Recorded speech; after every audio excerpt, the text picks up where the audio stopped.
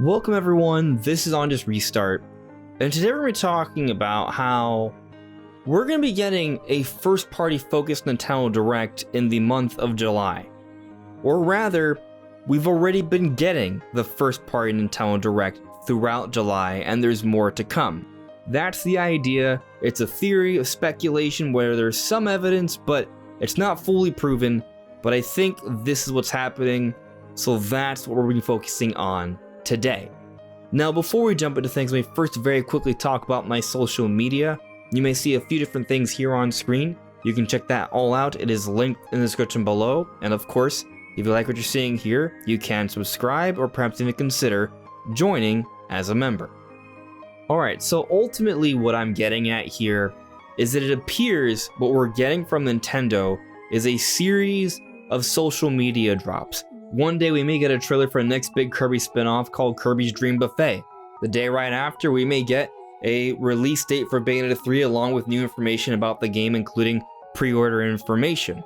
Who knows what happens the week beyond? Perhaps we're going to be getting news on Mario Kart DLC, maybe they'll announce a Zelda Remaster, and maybe the week after, they'll give us confirmation of the long-rumored Metroid Prime Remake / Remaster. I think something like this could be happening for the month of July. Now, why do I think that? Because, well, on July 12th, we did just get an announcement for Kirby's Dream Buffet, and then July 13th, we did get all that information for Bayonetta 3. And the week beforehand, we got an announcement for the Splatoon 3 themed OLED Switch, and shortly before that, we had the Partner Mini Direct, the Xenoblade Chronicles 3 Direct, the Mario Rabbids presentation, the Live Alive Nintendo Treehouse. Nintendo has been giving us a lot of information throughout the summer. It's just been spread out. It hasn't been in a typical sort of direct. Now, initially, I was going to make a video talking about how there's still hope for a July Nintendo Direct and how there's some recent evidence perhaps supporting that idea. And some of the evidence I was going to use for that video was talking about an ESRB rating for Bayonetta 3, because I was taking that to mean that Bayonetta 3 wasn't getting delayed and that it would be getting an announcement soon. And it has. But it's not in a Nintendo Direct, but rather in simply a social media drop. There's a trailer released on Twitter, I'm assuming Facebook and YouTube and other places as well. But the other reason I was going to be talking about this angle of maybe a July Direct was because recently in the IGN Nintendo podcast, NVC, Per Schneider, a co-founder of IGN, someone who's been around the industry for a very long time Nintendo fan and industry insider, said that he heard that there's going to be a first-party focused Nintendo Direct in the month of July. He's not 100% sure, but that's what he said during the podcast, suggesting that he heard some things suggesting that we would be getting a first-party focus in July. And then I thought about it for a moment. It's possible that, yeah, we'll get a Direct, but it's also possible we'll simply be getting a number of social media drops like we have already. It was kind of a 50-50. But once they showed off Bayonetta 3, that's when I fully transitioned to thinking, okay, there's not going to be a traditional sort of Direct at all this month. Maybe there'll be a Treehouse footage, maybe there'll be another Partner Showcase Mini. That's a possibility, showcasing more third-party things, because we have seen that in the past. There were back-to-back months where we got Partner Mini Showcases. But at this point, I don't think Nintendo would be having a first-party focused Direct with everything else they've already discussed. We just got the Partner Mini Direct to end June, and we're not even halfway into the month of July, yet they gave us information on Bayonetta 3.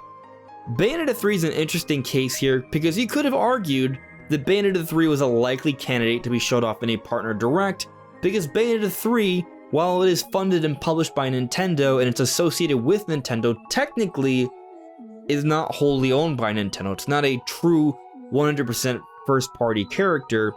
It's developed by Platinum Games, a third-party developer, so there's certainly a decent argument to be made that it could show up in the Partner Showcase, but it didn't, and just a couple weeks later, they showcase it now separately. So if there is a first-party Direct around the corner, why wouldn't they put Bayonetta 3 there? If they don't consider it third-party, do they not consider it first-party then? Maybe, but also they just revealed Kirby's Dream Buffet, something else they could have saved for a Direct. It's not like it's coming out soon. They didn't even give us a specific release date, just a summer timing. So if there's really another Nintendo Direct just a couple weeks away, why didn't they save it for then? Why didn't they save Bayonetta 3 for then? I think the most likely scenario here is that our Nintendo Direct is already happening. There was a Nintendo Direct, or there could have been a traditional Nintendo Direct, but everything has been split up. The Nier Automata announcement, the Persona announcement, the Monster Hunter Rise DLC, the news from Mario Rabbids, the Live Alive information, Kirby's Dream Buffet, Bayonetta 3, all of these things could have all come in a major general Nintendo Direct, but it's all been spread out. But I don't think we're done. We've gotten a nice bit of information almost every week or so throughout this summer. But there's still some things that Nintendo needs to talk about. We are pretty much due for that Mario Kart DLC. I am anticipating that we will have information for this Mario Kart DLC by the 25th of this month. Why that specific date? Just because I made a random prediction last podcast that we would see it within 2 weeks of when I made that prediction. I'm going to hold to that. We did just see the 7-Eleven ad sporting the Mario Kart DLC. It's due to expire soon. They're probably going to have to update it with the new content there. This trend we saw with the Smash Bros. DLC way back when that was coming out at 7-Eleven. It was a good sort of estimate to when we could sort of expect information on that. And considering that this DLC is supposed to end by the end of 2023, if we are to maintain pace, it should be coming out this month. That could have happened in a Direct, but at this point they might even shadow drop it or announce it within a few days of release. But there's more. And that may shock you because we have a lot of things coming up this holiday. It's a very strong lineup. But consider this. Bayonetta 3 is coming out October 28th, just a week after Mario plus Rabbids Sparks of Hope, in a month surrounded by a bevy of quality third-party games. You might say that's stacked. It is. But Nintendo's still coming out with 2 major games within a week of each other. And I say that because I think there's another game, at least one more game, that will be announced for this holiday, and I'm thinking this November. Yes, Pokemon Scarlet and Violet will likely be the best-selling game this holiday. But if we take a look at last year, in October, we saw Metroid Dread and Mario Party Superstars. Not too different from our Mario Rabbids and Bayonetta 3. And then in November, we saw Shin Megami Tensei 5 and Pokemon Brilliant Diamond Shining Pearl within a week of each other as well. Does it sound similar?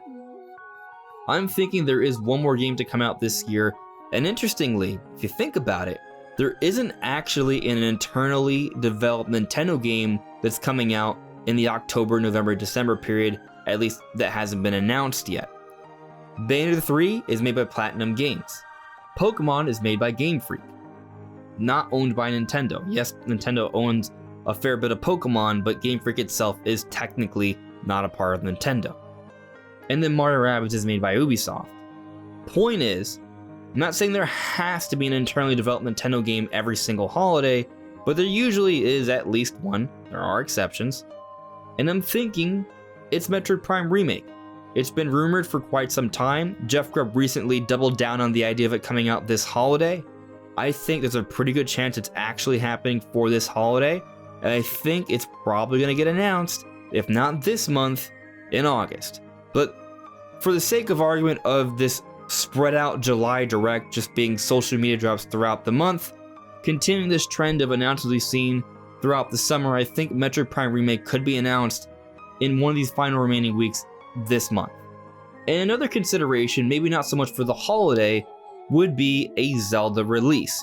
We get a Zelda release every single year, every single calendar year, and right now Breath of the Wild 2 is slated for spring, which is somewhat early into the year of 2023. So maybe we don't see a calendar release this year, maybe we go a little bit beyond that calendar year for the next Zelda. But there is also the possibility that Nintendo finally releases either, or perhaps both, Wind Waker and Twilight Princess HD. Now, given how late we are into the year, and given how many games are coming out this year, and given that Breath of the Wild 2 is supposedly coming out this spring, which to me reads off as March 2023, there may not be that much of a focus on another Zelda release this year. So maybe they save Twilight Princess and Wind Waker HD for a later time, maybe we just get one of them, It's hard to say. But I would say that if it is coming, probably would be announced this month. Because I don't see those games coming out in the October, November, December period. They, to me, feel more like an August, September kind of game. So if they're not announced this month, I guess conceivably they could still be announced in August and come out in September, but we're running out of time.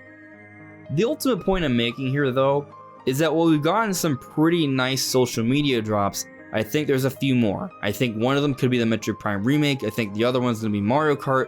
Potentially there will be a Zelda announcement as well, and very, very likely there will be more information for Pokemon Scarlet and Violet. I mean, that's pretty much a given, actually. I expect more Pokemon news before the end of the month as well. And when you factor all that in alongside everything else we've gotten this month and last month, there's actually been quite a bit of new Nintendo information that actually would go beyond the scope of what we would even see in a general Nintendo Direct. It would at least be comparable. So basically, that first party Nintendo Direct that we've been waiting for, it's happening. It's just happening in a way that we didn't expect. It's been split up into varying little trailers and announcements spread out over the course of about maybe 2 to 3 months. And when it's all said and done, there'll be a little bit of a peace, a tranquility, and then the Direct hype cycle will resume again, and we'll start talking about a Direct probably in September, and by that point Nintendo may very well be back to their sort of typical schedule we see for Directs and presentations and news. But given that it's Nintendo, you never really know what sort of curveball they could be throwing at us next. But what do you guys think is happening? Let me know in the comments below. Anyways everyone, this is On Just Restart. Thank you so much for listening and watching, and I'll see you all really soon. Take care. Bye.